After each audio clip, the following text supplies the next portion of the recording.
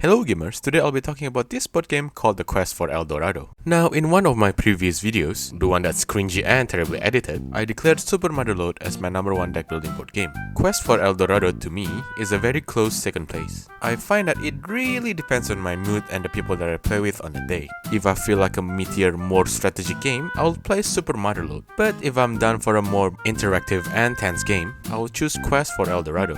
They both truly are S+ tier games because they are very solid picks in their own unique ways. I'll emphasize more on that in a bit. Quest for El Dorado is at heart a racing game, where you are trying to reach the goal with the least amount of turns. This is how the course or map will look like. You start from one of these numbered hexes, then you wanna move all the way to the goal right here. The theme is basically Indiana Jones style exploration where you're racing to get to the treasure chest at the end of the course. It probably contains gold or I don't know, iPhone 13 or something. In this race for riches, your deck will be your racing vehicle. You use cards from your deck every turn in order to advance towards the goal. Everyone starts with the same deck, but along the way, you will get to modify your own vehicle or deck so you could advance faster. Every turn you will draw cards from your deck until you have 4 in your hand. There are 2 ways in which you can use these cards. The first one is to advance on the map, and the second one is to buy more better cards. Advancing on the map is very simple. You use cards to move to an adjacent empty hex. So let's say you want to move here, you'll then have to play a card matching with the hex. In this case, this will do. As you progress, you will encounter more difficult terrain to pass like this ones. For these more difficult spaces, you cannot combine cards to move,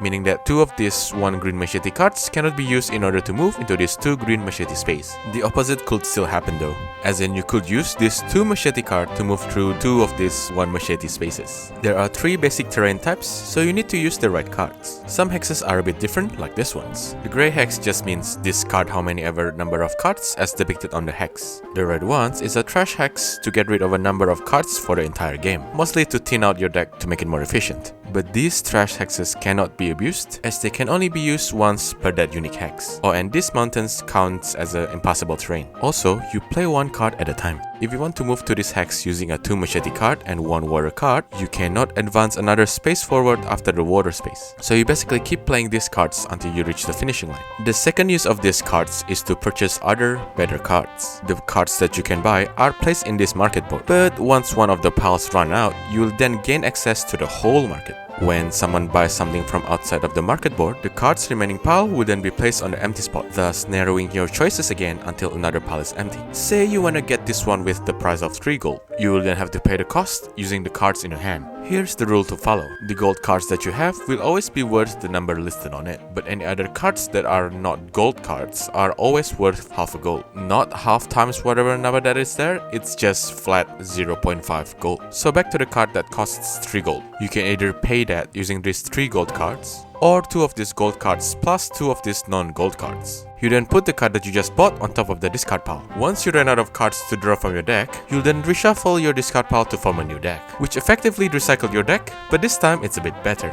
Some of the cards that you can buy are multi-use, so you can choose which effect to trigger when playing it. Also, some of them are one-use only cards, which is depicted by this symbol, so after you choose to use it, it will be gone for the rest of the game. During your turn, you can both buy cards and advance at the same turn. It's just you obviously can't use the same card for both actions. And finally, as you progress through the course, you might encounter these barrier tiles. If you are next to it, you have to pay the depicted amount of resources using your cards to remove and obtain the tile. The other players behind you that pass the same region wouldn't have to pay for it like you do, but those barrier tiles count as a tiebreaker at the end of the game. So the game doesn't end immediately when someone reaches the goal. It just sets that round as the final one because everyone will still have the same amount of turns. And yeah, that's basically the whole rules to play the game. So what makes this my close second favorite deck builders of all time? For starters, it's also a deck builder with a board, meaning it's not a pure deck builder like Ascension or Dominion. I genuinely think that those pure deck builder games are obsolete. They truly feel like one half of a game. They're not bad, they just feel incomplete, or not as satisfying I suppose.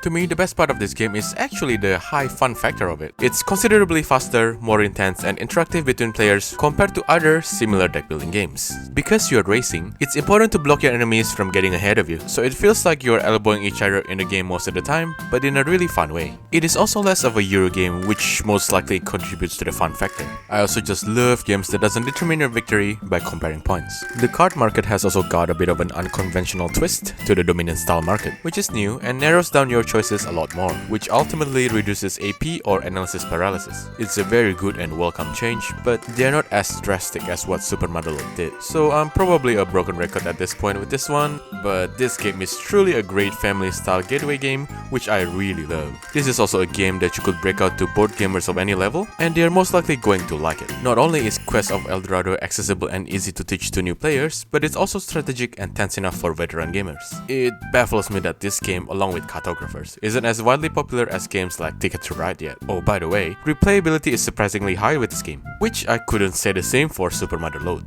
These double-sided map tiles are the main reason for it. This game gives you preset combinations, but you could also use the custom layouts people over on Board Game Geek have created. Heck, just make your own one. It's also a well-balanced game from the many plays that I've seen. Everyone is most likely within a turn away from the finishing line when the game ends. Most of my games have come down to those barrier tiebreakers that I said before. Honestly, these close calls are so important for a gateway game like this, because when you introduce board games to non-gamers, this is one of the things that they will remember and make them interested in more board games. And lastly, it's a pretty short game. I couldn't imagine this game going for more than 1.5 hours. The 1 hour game estimation on the box is pretty accurate. Oh, and don't even think about playing this game if you're over 99 years old, or the box will self-detonate.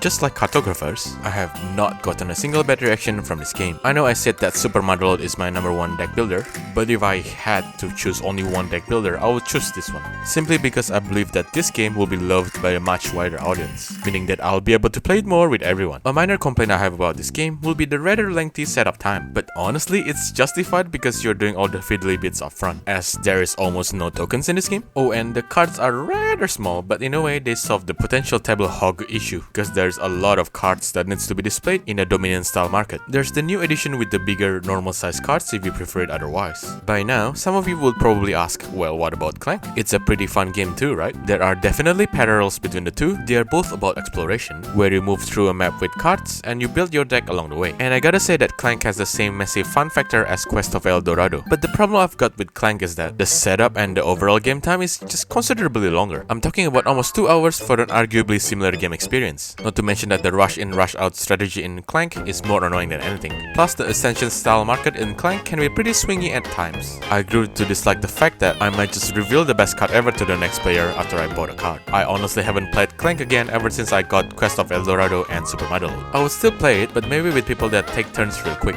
Anyways, I hope you enjoyed the review. Check out my previous video on Super Motherload for another awesome, more gamery deck builder. Or listen to me rave about Cartographers as being the best board game ever. Let me know what you think about the video in the comments. See ya!